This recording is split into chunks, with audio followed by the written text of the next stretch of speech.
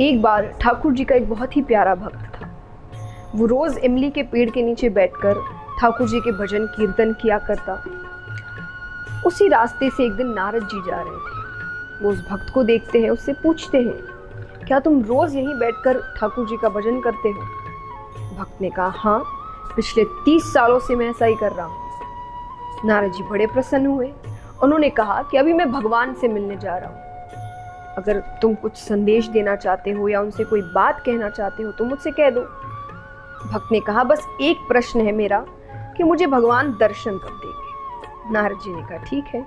वो भगवान के पास जाते हैं, भगवान से प्रश्न पूछते हैं। भगवान ने कहा, उस इमली के पेड़ में जितने पत्ते हैं मैं उतने ही वर्षों बाद उस भक्त को दर्शन दूंगा। नारद जी बड़े उदास हो जाते हैं, नीचे आते हैं। भक्त ने पूछा कि आपने मेरा प्रश्न पूछा क्या? नारद जी ने कहा, छोड़ो वो बात, कभी और करेंगे। अरे, भक्त कहते, ऐसे कैसे छोड़ो? मैंने भगवान से वो प्रश्न किया है, मुझे उसका उत्तर चाहिए। नारद जी ने कहा, तुम उदास हो जाओगे। बोले, नहीं, मैं उदास नहीं हूँ, आप मुझे उत्तर बताइए। नारद जी ने कहा कि भगवान ने कहा है कि इस इमली के पेड़ में जितने पत्ते हैं मैं उतने ही वर्षों बाद तुमसे मिलने आऊंगा। भक्त वापस पूछता है, भगवान ने ये बात खुद कही है? नारद जी ने कहा, अपने मुख से कही है। बोले, हाँ। बोले, मुझसे मिलने के लिए भगवान ने ये उत्तर दिया है? नारद जी ने कहा, हाँ भाई, भगवान ने ये कहा है। ये सुनने के बाद वो जोर नाचने लगता है, इतना मग्न हो जाता है, नृत्य करने लगता है, भजन गाने लगता है।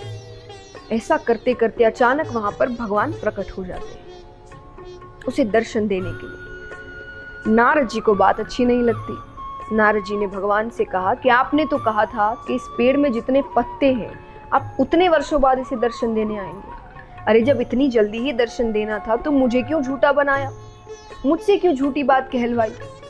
भगवान कहते हैं, मैंने झूठी बात नहीं कहलवाई। जिस गति से, जिस तरीके से वो भक्त जब तुमने प्रश्न किया था मेरी भक्ति कर रहा था, उस गति से तो मैं उतने वर्षों बाद ही उसे दर्शन देने आता। लेकिन जैसे ही उसे ये पता चला कि भले ही वर्षों बाद पर मैं उसे दर्शन देने आऊंगा, जिस गति से, जिस उत्साह से उसने मेरी भक्ति शुरू की, मुझे तुरंत ही आना पड़ा।